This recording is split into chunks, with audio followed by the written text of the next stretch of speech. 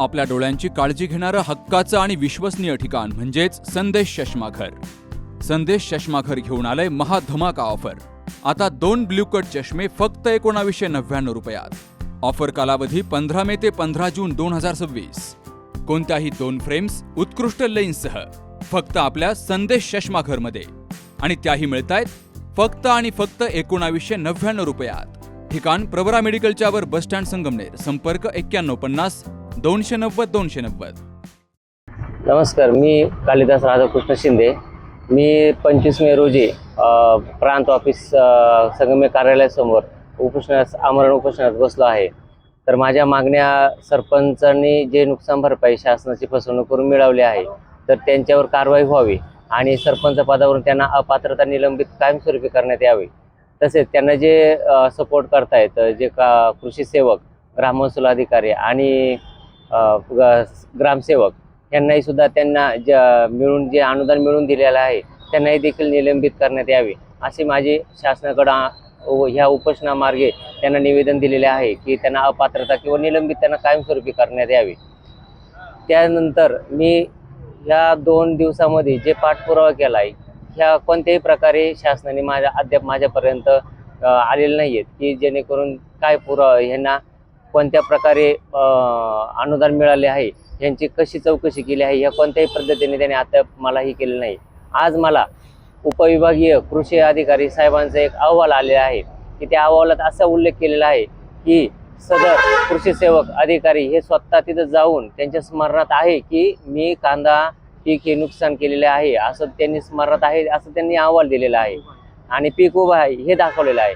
पण हे एवढे खोटे अहवाल देऊन सुद्धा त्यांच्यावर कोणत्याही प्रकारे, आणि मी त्या क्षेत्रामध्ये मी साहेबांना, सगळं गट विकास अधिकारी साहेबांना, प्रांत साहेबांना, तहसील साहेबांना, जिल्हा अधिकारी साहेबांना निवेदनामार्फत मी त्यांना पुराव्यासहित, रेकॉर्डसहित देऊन सुद्धा त्यांचे खोटे अहवाल माझ्यापर्यंत आज पोहोचत आहेत.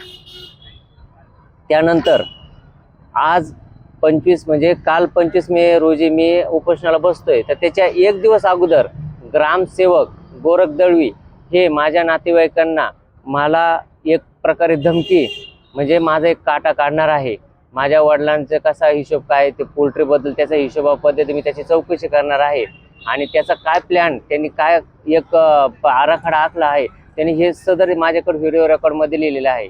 एवढं नसून माझ्या आईबद्दल त्यांनी एवढे घाणेरडे अश्लील शब्द वापरले आहेत की अक्षरशः ते ऐकून, जर म्हणजे एखादा सर्वसामान्य काय एखादा कोणताही मुलगा, आईचा मुलगा ऐकून हे सहन करणार नाही. पण हे मी शासनाला विनंती करतो आहे की त्यांच्यावर कठोर कारवाई करण्यात यावी आणि त्यांच्यावर गुन्हा दाखल करण्यात यावे, ही माझी सरकारकडे मागणी आहे. सरपंच महिला मंगल बाळासाहेब काकड यांनी हे सरपंच पदावर असताना सुद्धा यांनी शासनाची फसवणूक करून नुकसान भरपाई, जे कांद्याची जे नुकसान भरपाई झालेली आहे ती त्यांनी 20,400 रुपये अशी रक्कम मिळवलेली आहे त्यांनी. तर ह्या रकमेला ह्यांना अनुदान मिळवण्यासाठी जे कृषी सेवक आहेत, शिवानंद डबकर, ग्राम महसूल अधिकारी आहेत प्रत्येक ठाणेकर, आणि ग्रामसेवक आहे गोरख दळवी, या तिघांनी संयुक्त पद्धतीने मिळून त्यांनी हे अनुदान लाटलेलं आहे. तसेच ह्या अनुदानामार्फत आम्ही ही जी चौकशी केली आहे, ही चौकशी तहसीलदार साहेबांपर्यंत आम्ही पत्राच्या निवेदनामार्फत त्यांना सांगितलेलं आहे. त्या तहसीलदार साहेबांनी आमच्या डोळासने गावातील सर्कल मंडळ अधिकारी जे बेल्लेकर आहेत, ज्ञानदेव बेल्लेकर साहेब, यांच्याकडे तपासणीचा अहवाल सादर करण्यास सांगितला होता. तर त्यांनी समक्ष जाऊन आम्ही तो अहवालही साहेबांना दिला. स्वतः सर्कल अधिकारी साहेबांनी अहवाल असा दिला की त्याच्यामध्ये, म्हणजे समक्ष जाऊन अहवाल दिला की त्याच्यामध्ये कोणतेही पीक नाही, पूर्ण शेती पडीक आहे, त्यांनी 3 वर्ष झाले सोयाबीन पीक लावतायत, पण असं काही नसताना सुद्धा त्यांनी हे नुकसान भरपाई मिळवली आहे, तर त्यांच्यावर कारवाई करण्यात यावी असं सर्कल साहेबांचा अहवाल तहसीलदार साहेबांना दिलेला आहे. पण अद्याप तहसीलदार साहेबांनी फक्त त्याच्यावर असा उल्लेख केला आहे की त्यांच्याकडून अनुदान फक्त मिळवण्यात यावे, त्यांच्यावर कोणत्याही पद्धतीने कारवाई करावी किंवा असं कोणत्याही त्याच्यात काही गोष्टी हे केलं नाही. तर असं जर होत असेल तर सर्वसामान्य शेतकऱ्यांनी आम्ही पण अशी चुकीचे अहवाल देऊन आम्ही अनुदान मिळवलं, जेव्हा आमच्यावर कोणी उठल किंवा अनुदान यांनी चुकीच्या पद्धतीने मिळवलं, त्यामुळे आम्ही पुन्हा आमचे पैसे आम्ही सरकारला देऊ. तोपर्यंत असे जर चालत असलं तर म्हणजे शासकीय कोणाकडे आम्ही विनवणी करावी, हे खूप मोठा प्रश्न पडतो.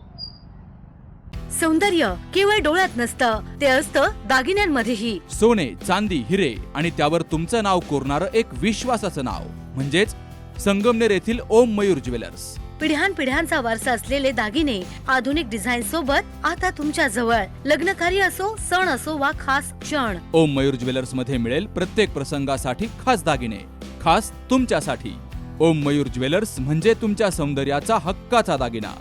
सुवर्ण बस्त्यासाठी आता कशाला नाशिक पुणे, संगमनेरमध्येच आहे आता नवनवीन दागिने. आजच भेट द्या ओम मयूर ज्वेलर्स, अशोक चौक, संगमनेर, जिल्हा अहिल्यानगर. संपर्क 9372 012 044.